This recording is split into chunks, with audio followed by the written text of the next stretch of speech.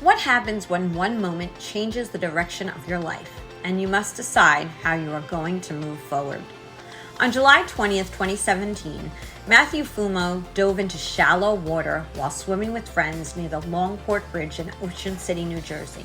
He struck his head on the bottom, sustained a C4 spinal cord injury, and was paralyzed from the shoulders down. He was told he could remain on a breathing tube for up to 3 years and would never move anything below his neck again. But Matt's story did not end with what he was told. It truly is incredible, the recovery that he has had. In today's episode, Matt and his sister Julia Fumo share the realities of that day, the long and continuing road of recovery, and what the experience taught their entire family about resilience, hope, support, and moving forward. It not only taught their family, but it also taught the entire community. Today, Matt is president of Unbroken Motion, and Julia serves as secretary of the board. Together, they are building a community to support individuals living with spinal cord injuries and the families who are walking beside them. Learn more, get involved, or support their mission at unbrokenmotion.org. And also don't forget to follow them at Unbroken Motion on Facebook and Instagram. And before we begin, also don't forget to download and follow the Today is the Day Changemakers podcast wherever you listen to podcasts. We also love reviews. And subscribe to the Today is the Day Changemakers YouTube channel. You can also follow Today is the Day Live It on Facebook and Instagram. Please like, comment, and share because every interaction helps us bring these powerful stories to more people around the globe. My book, our book, 31 of Us, in Today is the Day Live It, Edge of Comfort to Center of Impact, is available online via Amazon, Barnes & Noble, Walmart, Target, and many other major retailers. Now let's meet Matthew and Julia Fumo and hear their truly incredible story. Hello, everyone, and welcome to another episode of the Today's the Day Changemakers podcast. I'm your host, Jody Hope Grinwald, and as I say every single episode, I interview the changemakers, the inspirers, and those who are disrupting the status quo. And I actually think this is probably the first time that I'm interviewing someone that I knew 14 years ago who was friendly with my daughter. So I'm excited about this, Julia, that we get to connect again. But the story, as you listeners will hear, it's one that's working out really well, but it brought us back together for a reason here that was a little bit more of a challenge. And I want to introduce first Matthew Fumo. Hi, Matthew. How are you? Hi, good. How are you? I'm good. I'm good. And Julia Fumo, how are you? Good. How are you? Good. So I'm going to read a little of your bios, and then we're going to get into a conversation. So Matthew Fumo is president of Unbroken Motion. In 2017, Matt sustained a spinal cord injury that completely changed the direction of his life. He had to learn how to navigate recovery from the beginning and figure out what it meant to rebuild independence piece by piece. Through that process, he saw how important access to therapy, adaptive equipment, and the right support system really matters. For the past 3 years, Matt has been working at Project Walk, where he sees these same challenges every day and works alongside individuals and families who are fighting to keep moving forward. That's what led him to start Unbroken Motion, which is focused on building a space where people feel supported, understood, and part of a community that wants to see them succeed. And then Julia Fumo is the secretary of Unbroken Motion. She earned her bachelor's degree of science in health, bachelor of science in health sciences, inspired by her experience growing up around hospitals and helping care for her dad during his illness, as well as supporting her brother Matt after he became paralyzed. Through these experiences, she has saw firsthand how important community support is for both individuals and their families, and how much it can shape the recovery journey. Well, first of all, it's just a beautiful thing to see a brother and sister working together and doing something together. So kudos Joel, to both of Joel. you. How does that feel though, right? It wasn't an expectation, I'm sure, way back when. But before I get you to answer that question, Matt, what year did you have your accident? 2017. What month of that Yeah. year? It's coming up July 20th. Okay. Oh my Yeah, goodness. it'll be 9 years. So can you tell everybody what happened? Which I know is not probably the easiest of things to have to repeat every single time you have to share it. Yeah, I don't mind. I was swimming with friends underneath Longport Bridge in Ocean City, New Jersey. and it was like a spot we were going to every day of the summer. And one time a friend came on a jet ski, and when we were jumping in, I said to another friend, first one there gets to ride the jet ski. And so I dove in headfirst, being super competitive. And I actually thought I was going to hit the jet ski in midair. And then I decided to go for the bottom instead. And then it turned out the water was probably like 3 feet deep. And I hit the bottom with my head. And I was paralyzed from the C4 spinal cord, and I was paralyzed from shoulders down. And I was told I would be on a breathing tube for a year to 3 years, and then I would never move anything under my neck again. Oh my goodness. So when you just to kind of go through the story a little bit, when that happened, paramedics came, they took you to a local hospital, I'm assuming, and and your family was notified. And Julia, that had to be a moment you won't. I want to cry just like thinking about that moment. It had to be a moment that you never can forget. Can you share a little bit about that? Yeah, I was actually on the other side of Ocean City swimming with my friends in the bay, like diving in, jumping off the dock. And my dad had called me. And I guess maybe my dad wasn't the best person to deliver the news, because he was, a bit stressed out.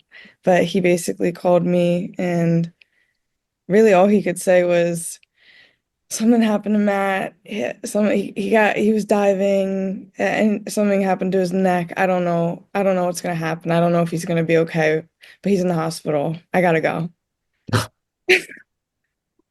Um, yeah, and that was pretty much it. So I was just like, luckily I had my two friends there with me, but I was more so just like in shock a little bit, smiling in a way, just like what the heck is that? What's going on? But weirdly, I like kind of just thought things would be okay. I was like very calm. Um, and yeah, it was very, for some reason I was very calm. I don't know. It was like scary, obviously, but I think we've been through some like family things before when it comes to like disease or injury. So to me, I was like, oh, this is just maybe another thing. I think Matt's gonna be fine. So I didn't really have too much of the details, but I really did think he was gonna be okay immediately. And then when you went to the hospital and saw him, what were your thoughts then? I guess that was the first time that I was like, oh, you know what? This is much different than what we've experienced before. I, my family, I was 16 at the time, and my family didn't want me to see him right away. So I think I went the second day. The first night after the accident, he had a surgery within like 5 hours of the injury. And then the next day, I don't think they wanted me to go in. So I went the 22nd. And I think that was definitely when it hit me, because you kind of like walk through a hospital and you're like, oh, I like being in the hospital. I'm so used to it, so familiar. And then you turn the corner, and to see me and Matt have always been extremely close. So it's like to see your sibling, like, I don't know how else to describe it other than he looked so big in the room, like in this bed attached to so many things, wires, ventilators.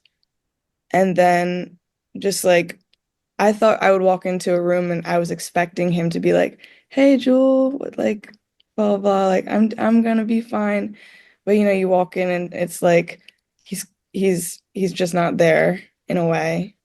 And I walked up to him and it's like, Matt, like trying to wake him up a little bit, thinking that he would, but all that happened was his eyes like kind of shot open and stared at me and like just like welled with tears and rolled back into his head.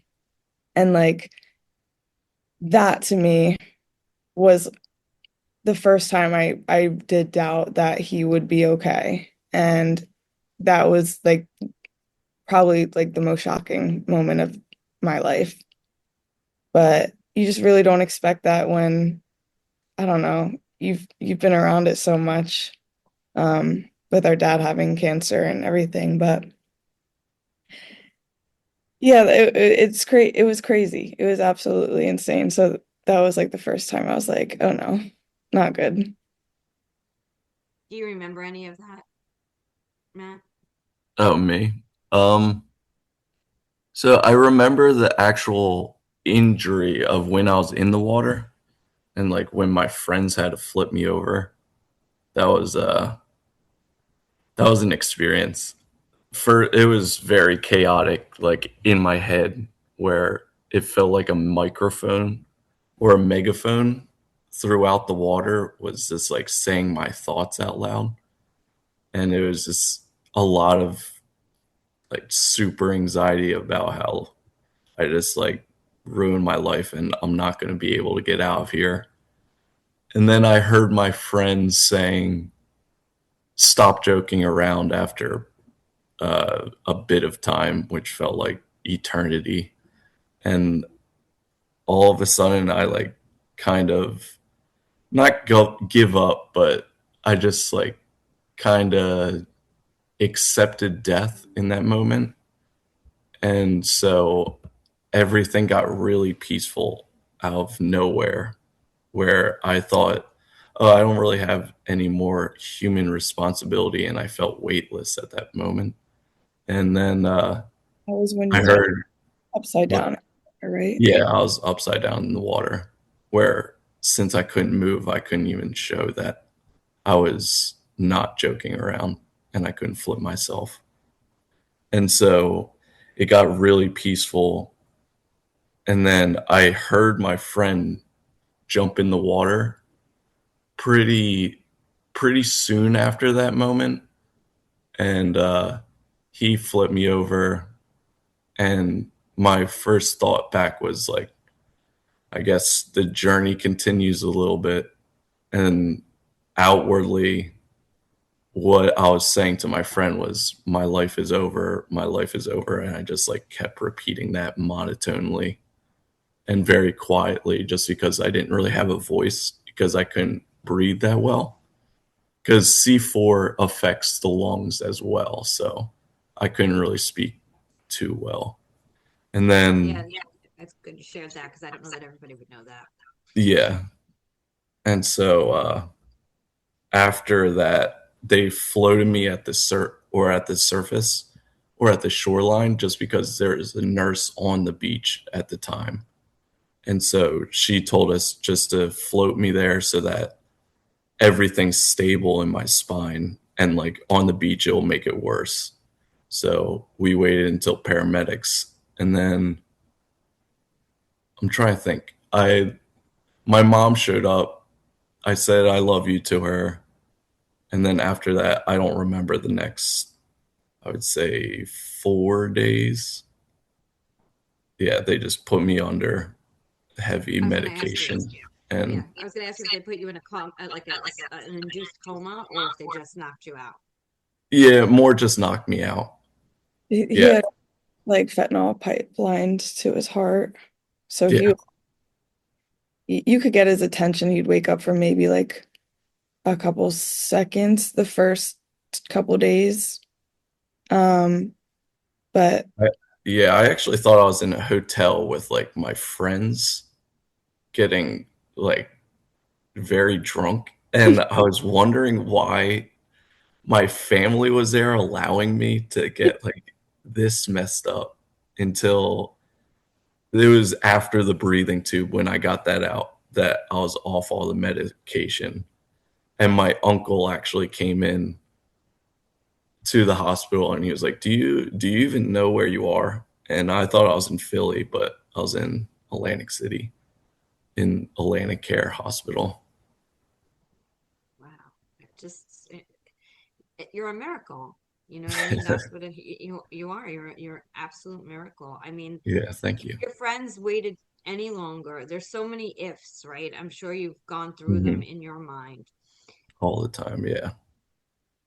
So what do you tell somebody there who's on the beach now? Because, right, I think there's a lot. I mean, there's a lot of these stories that, you know what I mean, I've heard, and I've heard adults who have done this, and they have, gotten hurt to the point too and stayed paralyzed. Hmm. It sounds like fun, and it can be fun, but the water is the water, and it's you don't know what you don't know. So there's this fun teenager out there right now who thinks that he's or she's invincible. What advice do you give? And I'm going to ask you both that same question. Um, I mean, I don't really like telling people what to do, but you have to know that where you're diving into, and really you shouldn't dive unless you see what the bottom is in like a pool. But you just have to be careful with pretty much everything you do. Just know your surroundings. Yeah. Julia? Yeah, I think definitely what I learned from that is never dive into dirty water. Always be able to see the bottom, Hmm. and know exactly how many feet it is. And then also, his friends were a huge part in saving him Hmm. because they never took him out of the water when they flipped him over, which, if you were to lift someone out of the water, it could unstabilize their neck. And that is like, they followed all the right steps, basically, and they didn't even probably know, but they kept his head stabilized in the water. They stayed there with him, and just let him float. So that Yeah, was shout out. everything just like went exactly how it should have to be able to get here. Yeah. So when they came and they took you out of the water, they had to be so extremely careful with you. Hmm. So I'm sure you had a huge team of people that you wouldn't know because you were probably out at that point that came and supported you. You said in 4 days they took, is that when they took the breathing tube out in 4 days after? Yeah. And then what was the prognosis? What were they saying? Um, I think Julia would probably know more than me because, yeah, I was pretty You were out. out of it. Yeah. I do want to shout out Parker, Harry, Tony, and Brett. They're the ones that were there. Yeah. Kudos to them for sure. Yeah, for real. Yeah. So the first night they said, there's no signals. There's nothing. He's not going to be able to move. You guys are going to have to adjust your whole life. Things are going to be really different, but there's no chance. There's really no chance. But they did the surgery and they fused his spinal cord C4 and C5 together. Um, and his surgeon was like this really young guy, and he just was amazing. He did the surgery perfectly, and we still didn't know, but I think it was 2 days later when I went, I was there. We were kind of sitting around him, and he just like okay, so how do I say? You're kind of like laying in a bed a bit, but he just like went, "Eh," and we were like, what was that? And the doctors were saying it was probably like muscle spasms, blah, blah, blah. But then he could kind of hear us at that point. And we were like, Matt, was that you? And then he would like open his eyes and like look at us, trying to be like, yes, yes, that was me. So he started just being able to slightly move his hand back and forth a bit. And so that was like, we were all celebrating that, like jumping up and down in the hospital room, so happy. Because I mean, that means that he could move a wheelchair um, by himself one day if he could work on that and get that better. And then, but by the fourth day, when he got the ventilator out, we were really happy with that because they did say it would take like, oh, sorry, my cat. No, that's okay. We love animals in here. They did say it would take like a year to 2 years, if not, a really long time. So sorry, I lost my train of thought. No, you're good. You're good. How old were you then, Matt? How old were you when you got hurt? I turned 19 a week before, so I just graduated high school. Yeah. Um, yeah, the day he got the ventilator out, he still could only really move his right arm, and his left arm now came into to a little bit. But yeah, that was probably the worst day, I would say, out of Getting that out, yeah. n- Even with all the medication, I definitely felt getting out the breathing tube. That and not it a was fun thing. also the day like Matt realized kind of what happened. Mm, In the hospital, I will say like Matt was in so much pain. Um, when his feelings started to come back, he described it as like pins and needles times 100, like the worst nerve pain you like could think. yeah, And it kind of felt like I was just on fire. we couldn't touch him, we couldn't hug him. The only thing we could do, and we did every single day and night, like all day, was we had to massage him. Like we would massage his hands, someone would be massaging his feet. But he was in so much pain, just like moaning in pain. But when the ventilator came out, this was like my worst time because it was we would sleep over in the hospital. It'd be like me, my dad, my mom, my brother, or our other brother.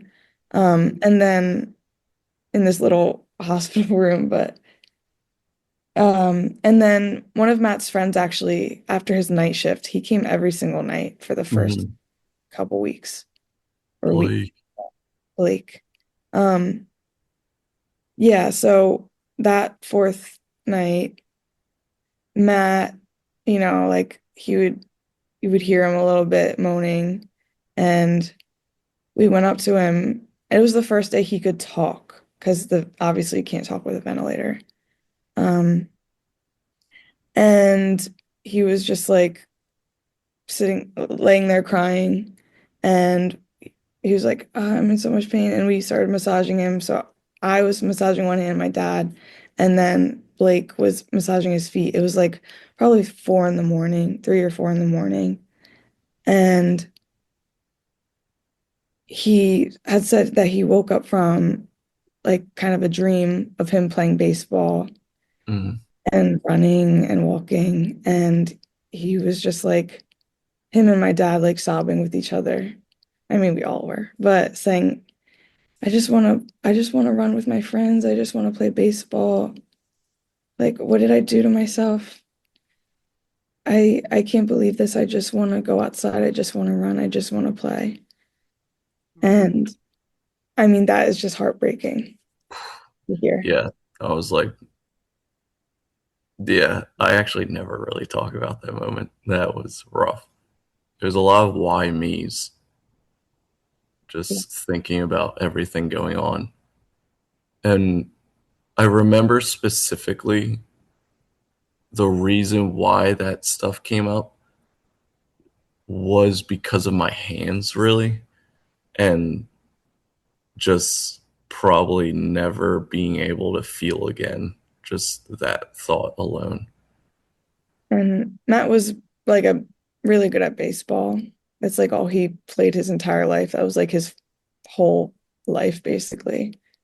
And he just had a really good season. And he was going to go to college for baseball that next semester. So it was just like, why did this happen right now? Or why at all? Yeah. Really just don't think it will happen. Yeah. Yeah. Baseball wasn't really a thought. It was more, I actually remember that dream pretty specifically where it wasn't anything like, it wasn't like a normal dream where it's just crazy and you don't really know what's going on. It was just very normal life of me going to the baseball field by my house, Caldwell Park, and playing in a game and pitching. And I just remember waking up and not even thinking about baseball really, just thinking about the movement of going out there, pitching, and walking back. And I remember I walked back to the dugout to my dad too. And seeing him next to me, that was very, very rough. Yeah. It's, I talk a lot in the podcast about that one decision, and most of the times that one decision is a good decision, right? A decision we make to change the course of our life, a fear, fear we're getting over, starting a business, those kinds of things. But then there are those one decisions that we make that go in the Hmm. totally opposite direction, and we don't realize how devastating they can be. And it's you're never going to know sometimes until it happens. You could have jumped in and the water could have been way deeper and we wouldn't be sitting here today. Yeah. And when you just talked about the why, I often think when these kinds of things happen, and I want to get to the part where, things started to head in a good direction for you, but it was because you had a calling you didn't know about. And, I don't know if that's come to your mind at all, to do what you're Hmm. doing now, which might never have been on your trajectory if it didn't happen this way. Yeah. I don't know if you've thought of that at all. Oh, yeah. That's definitely thought every day. And I mean, working at Project Walk can be hard at times if I think about like myself and everything I've been through. But then I do just think of that of like, oh, this is where I'm supposed to be, even though I definitely did not think because I wanted to be like an architect. It was a totally different life, but now I'm like way more happy. Um, like it's very a blessing in disguise, I guess you would call it.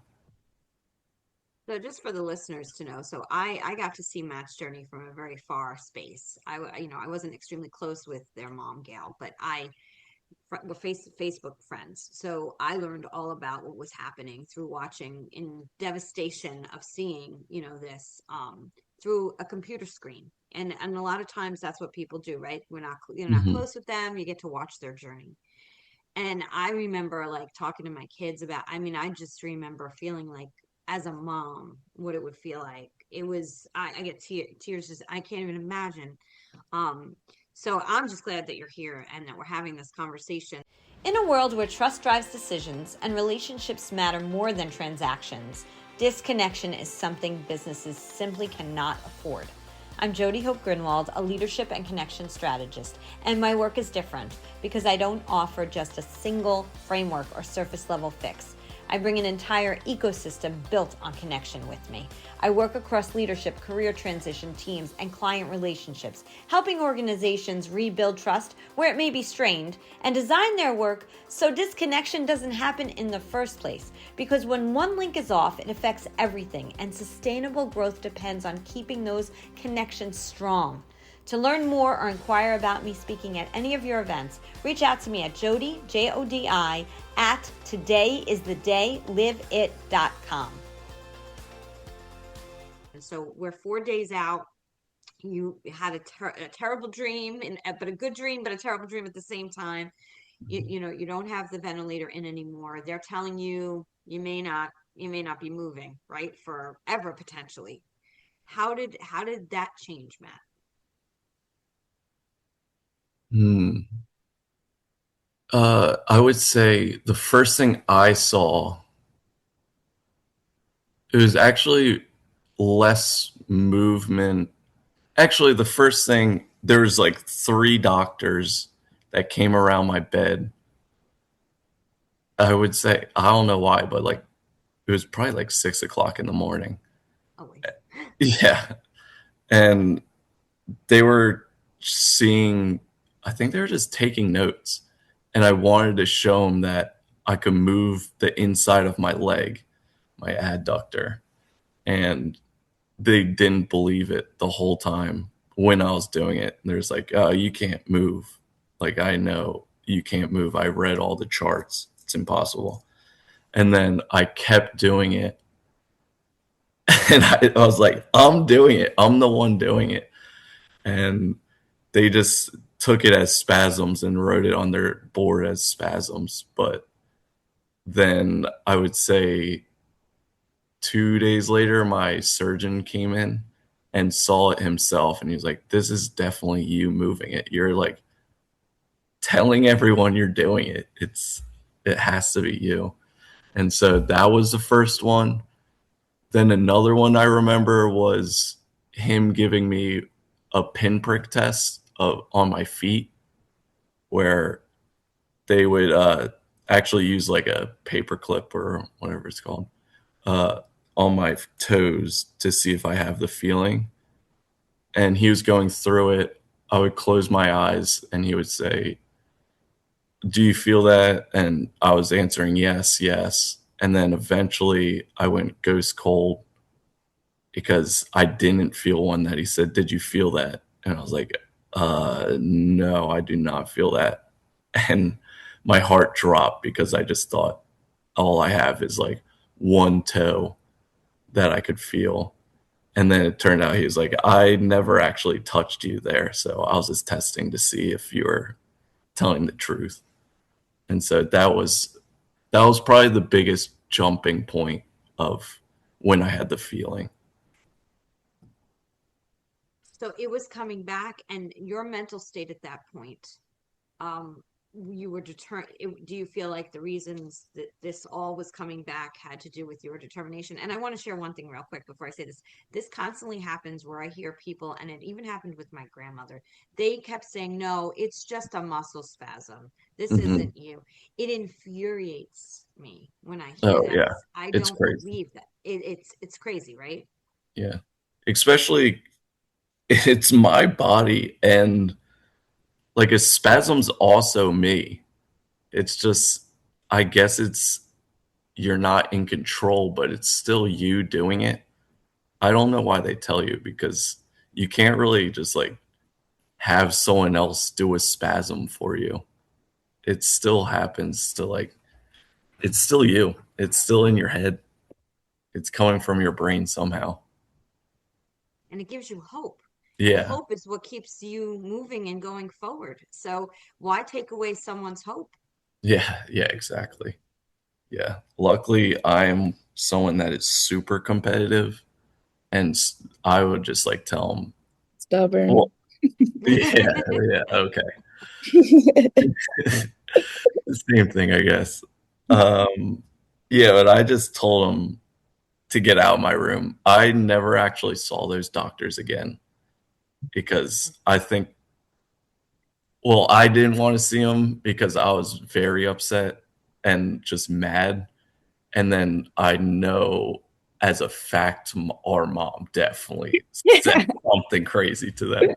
Our mom is extremely protective of us, and especially, then. Yeah, she was living in the hospital with me every single day, even in like the rehab center. As she said, she always wanted to be my college roommate. And I guess she got her wish in the worst way possible. Your She, mom is so amazing, and that's just amazing. And she was posting all your strides in such a proud mom format, and it was beautiful to see every time. I mean, I saw you. I remember this, like you were standing, holding on. I don't know what that apparatus is called, Mm, but it was, you straight line and you're holding on, yeah, the and parallel bars. Yeah. the parallel bars. And I remember that, I just read how exciting it was just to see you vertical. To see you vertical was just a beautiful thing. So was it your determination? Was it the right doctors? Was it just the right mix? Was it family? What helped besides a great surgeon, like you said, Julia, that did the fusion correctly? Yeah. I really all of the above. Like the people around me helped mentally the most because I didn't really have to think about anything going on. I uh I was just very present in the hospital with when it came to the daytime, at least, because I did have a lot of people that came in and just we talked all like and watched movies. So I was very distracted, which in that time, you definitely distraction is a good thing. And then at night, I had my family there for when things got really bad because usually nighttime was definitely mentally harder. And then physically, I would say my OTs, my PTs, um, doing the research myself of knowing how to navigate. My surgeon, I think, is one of the greatest humans ever. Um, yeah, just like all encompassing. Just And there wasn't really the one. nurses were amazing too. Oh yeah, yeah. Nurses were great. I loved all my nurses. All of them at every place. McGee and um, Atlantic City. They were so amazing. Yeah, And like just a huge part of the recovery. We love nurses in our family.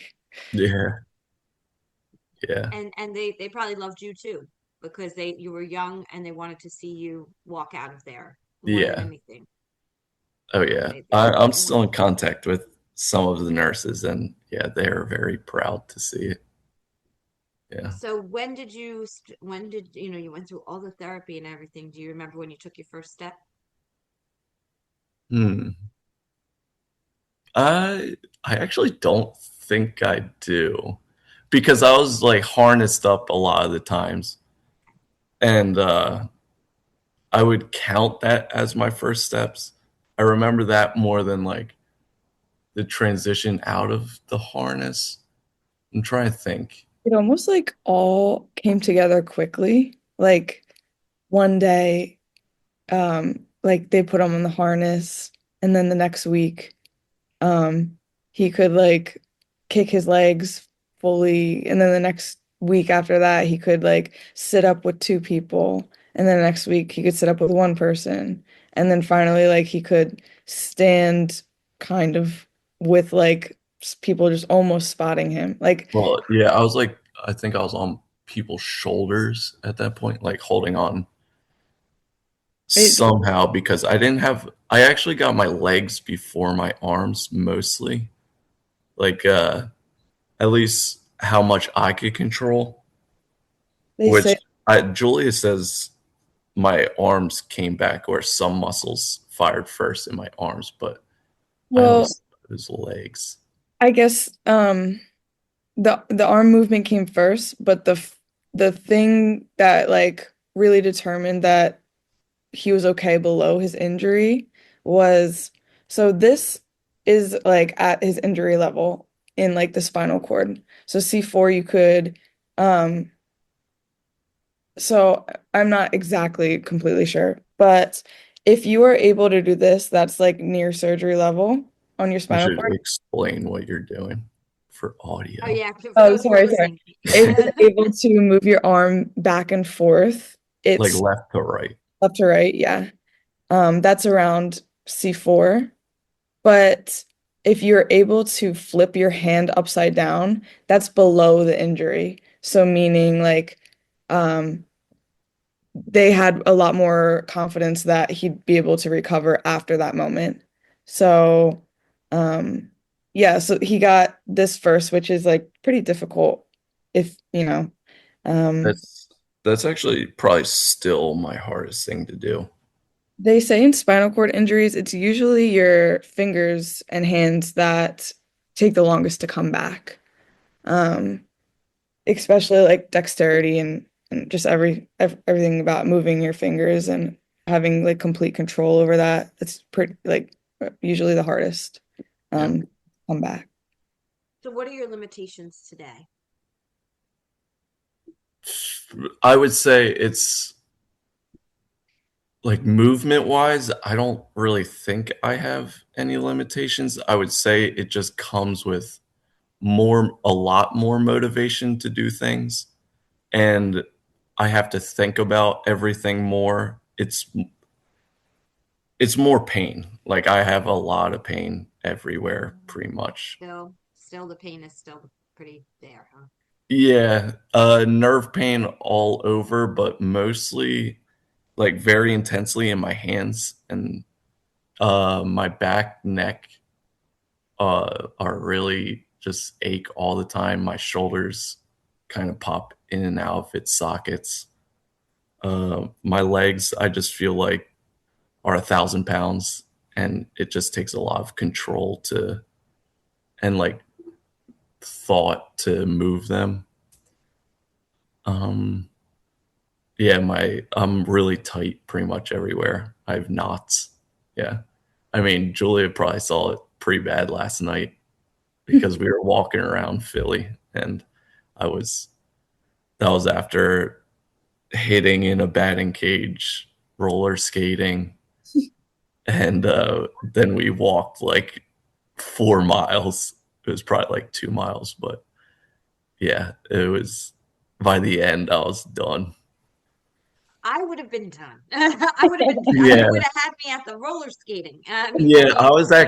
I was done after the baseball, but I just kind of kept going. Yeah. Yeah, that is whenever I get tired, I just think of like how grateful I am to be able to do this. So it gets a lot easier, or I don't really, Yeah, just a quick I mind. shouldn't say focus, but I just like kind of keep going because I do still have to focus on what's going on. And if you were to see Matt walking, like if just like a untrained eye wouldn't notice anything. Um, but like to me, I can definitely see there's like times of day or temperature changes. You can see like how stiff he gets when he walks. His arms are like little like I don't know how to describe it. Okay, bud. this is very brother sister right here. This Yeah, is great. Yeah, you could definitely see it. And also like I'm pretty sure like bladder and stuff is was affected. yeah. That's still. Yeah. I just like I have to punch my stomach sometimes to get my bladder going, but yeah, it didn't have to throw in that detail, Jules. Well, I'm just Well, saying it's a huge part yeah. of it. It really Yeah, is. Like yeah. when we're out in public and like Matt is like, I have to pee. Like he has Oh yeah, to go. Like he's running. He like you can't hold him back, basically.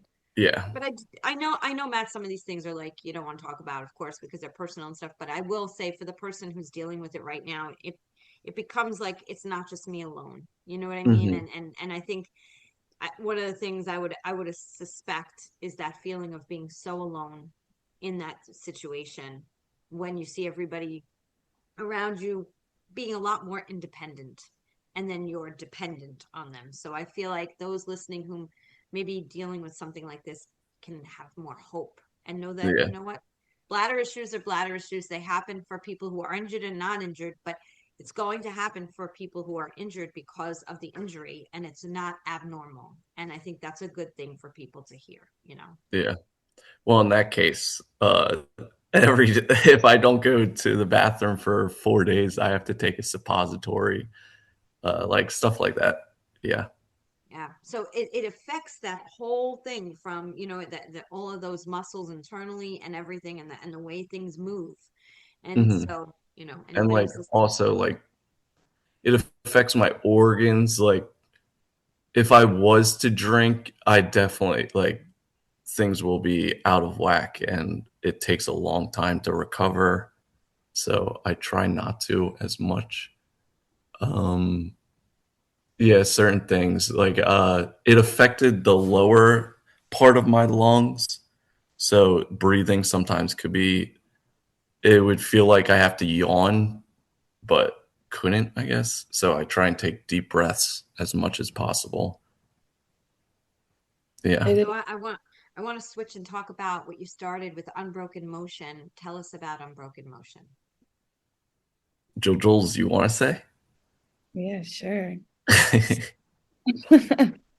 Um, obviously we started Unbroken Motion inspired by Matt, and our mission is to empower individuals living with paralysis by removing financial and physical barriers to care. Um, and also, uh, you know, creating a support system for people. I think the biggest takeaway from Matt's injury, which we really wanted to incorporate into Unbroken Motion, was, I'll say for me, even though those were extremely hard weeks and months, honestly, like that whole year was pretty difficult. Years. Um, I will say like that time in the hospital was also for me at least. I'm not going to speak for Matt, Oh, but for me that was also the greatest, like one of the greatest times in my life because as much suffering and devastation as you go through, you receive just that much love and support and being surrounded by people every single day and just like always having someone by your side. I mean, for me at least, I'm like a pack animal. I love being with people and always having my family and always having my friends and everyone who came every day was just like so it just always felt like you were surrounded and supported and uplifted. And we really do think having that positive environment around Matt at all times in those like really critical weeks of, recovery was so important. And especially afterwards, it's just so important to be surrounded by people who love you and want you to succeed. Um, and I mean, even the years after when, you feel like the support starts to dwindle or whatever it is, there's still like those people, like those core people who are there for you and know what you've been through and are just doing everything that they can. And we had those people. Um, we want to be those people for others because we know firsthand, family, from my perspective and from Matt's perspective, like how important and life-changing, like just being surrounded by the right people are. And I mean, Matt and I have always been really, really close, but and our brother Zach as well. He's like a huge part of this as well. But yeah, just even just having like our sibling support has been, I mean, really just a great part of my life. Um, But yeah, we just want to do that for other people. Luckily, those people also were able to donate to Matt. Matt had a GoFundMe when someone started when he was first injured, and they like our community raised like $80,000 for him for his recovery. And having that meant access to care. It meant access to therapy. Um, it's because of those people that Matt was able to recover. And there are people who don't have a support system, who don't have the ability to get access to care. And the thing about spinal cord injuries is it's not just like your initial recovery that's important, or like just going to this therapy for the first, however long after the accident. It is continuous, it is expensive. And you need it for your whole life, either to keep moving or just to even like uh be massaged if you don't have movement. Just it's all so expensive and very lonely and devastating. So we made Unbroken Motion for that reason, to be there for other people, to create a sense of community. Um, and to provide people with what they need, whether that be therapy or, if they need a wheelchair or adaptive equipment in their house. Anything that can make, their lives easier because it is immensely difficult to live a life like that and you don't get to choose that. So we created Unbroken Motion with that foundation. Julia, real quick, can you give everybody the website and social media? Yes, it is just unbrokenmotion.org. That's our website. And then our social media is also at Unbroken Motion on Instagram, Facebook, and I believe LinkedIn, but we're working on that. We are fairly new. We came together. Matt always had the idea and the name for years, but you know, Mhm. we came together last year and officially founded it at the beginning of this year, 2026. So it's fresh, it's pretty fresh, but yeah, we're it's a work in progress. Yeah, we're Matt, I doing love it. the name. Thank you. Yeah. Yeah, the first news article that was written about me was called Unbroken.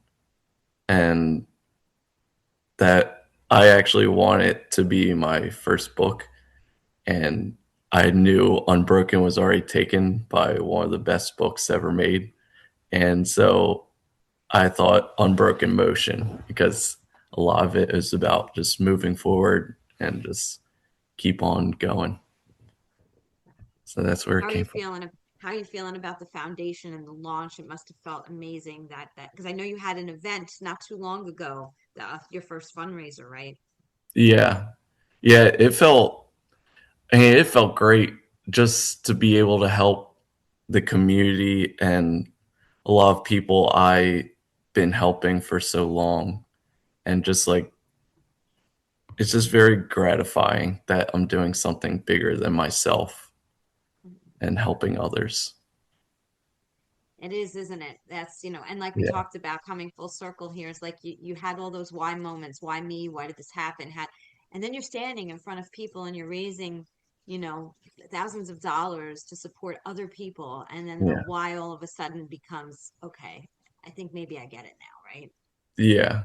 Yeah, like everything I was grateful to have from community, family, and the movement coming back. I just want that for everyone else. So this is, I think this is exactly where we're supposed to do or what we're supposed to do.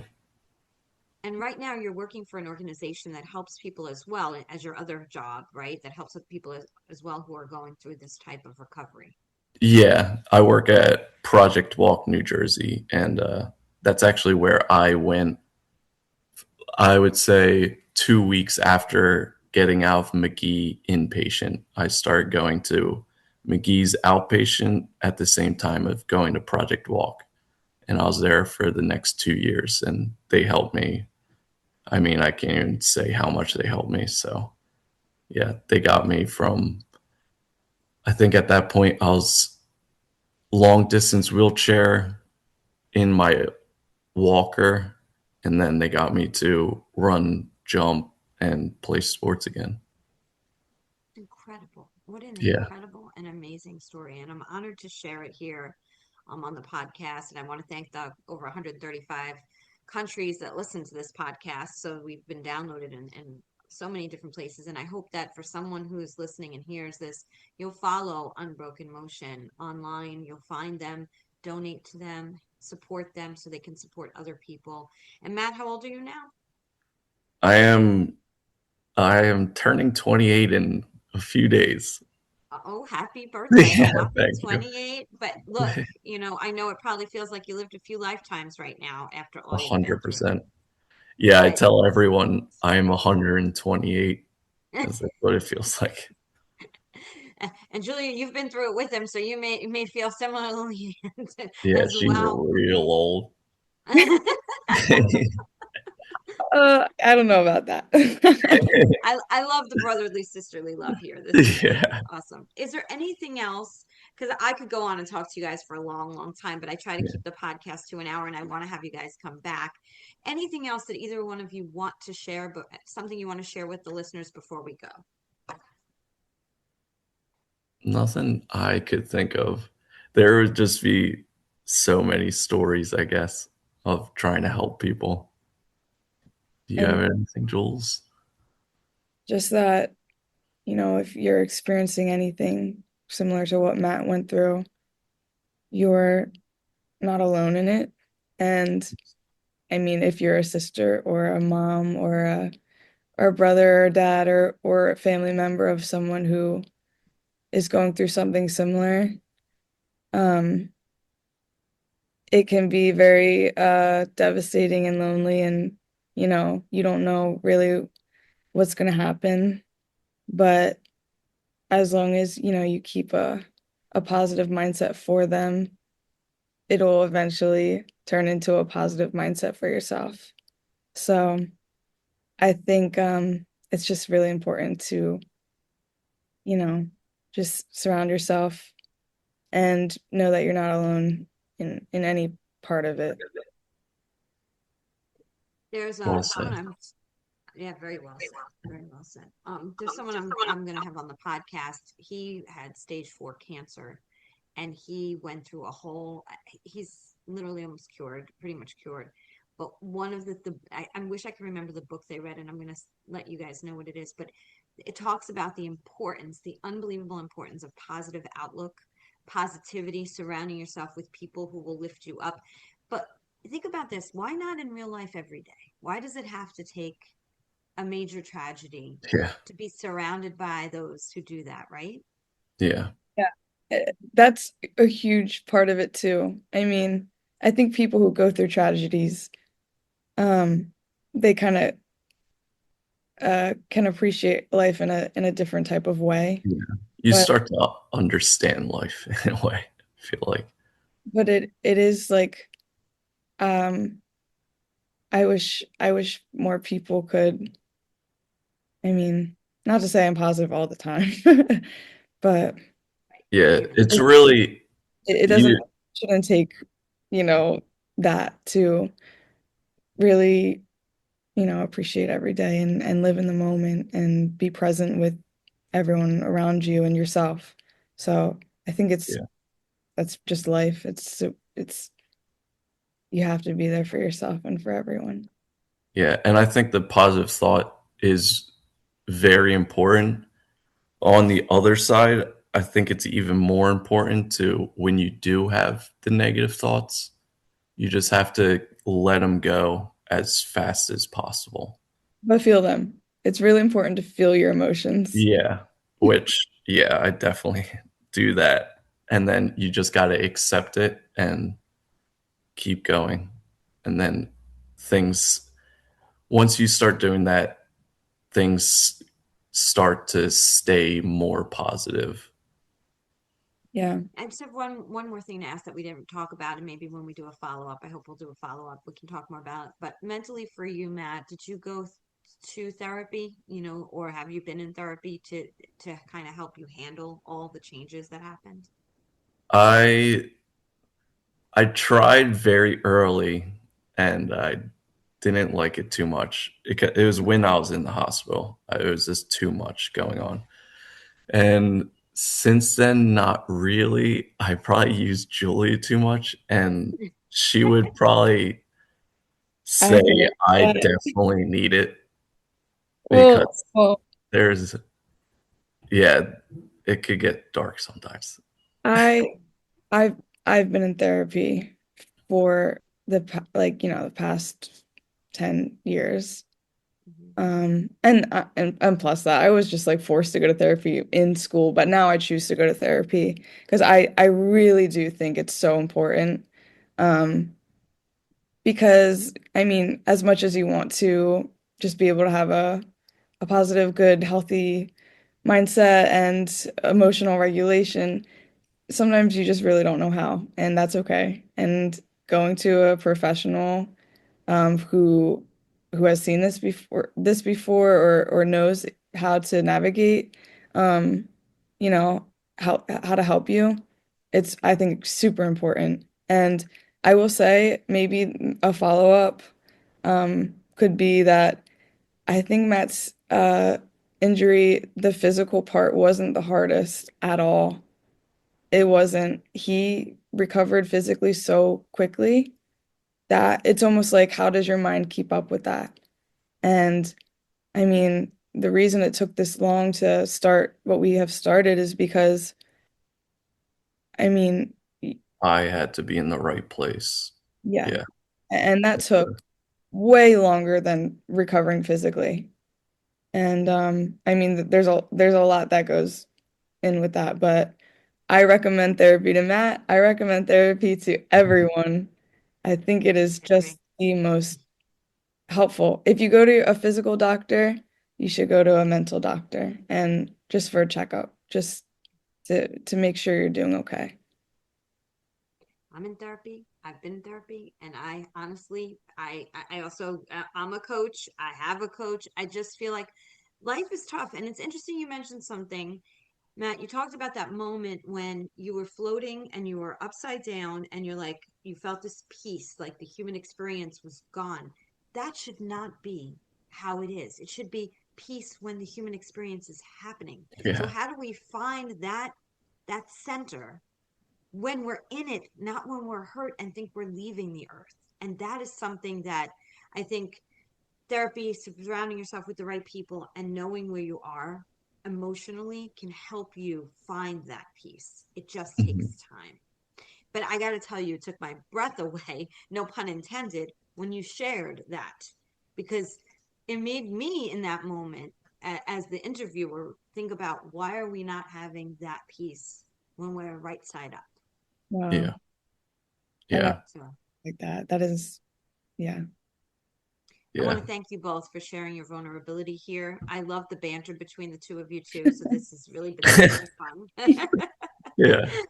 And the support between siblings is so important. And listen, for those of you who may not have a sibling out there, you don't have to be blood related to be supported by other people. There's Yeah. mentors, there's other people out there.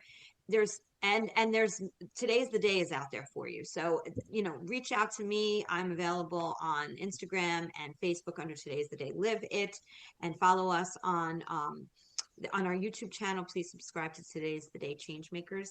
Julia and Matt, thank you so much again for being part of this. Please come and Yeah. update us again, okay?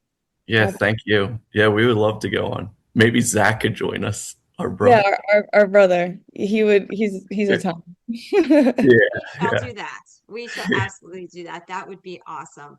And I'm going to say what I say at the end of every single podcast. Today is the day. You cannot go back to yesterday, and you do not yet own tomorrow.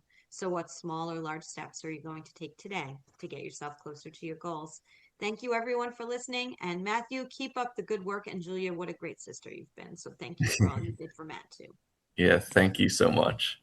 Thank you for Bye, having everybody. me. Bye.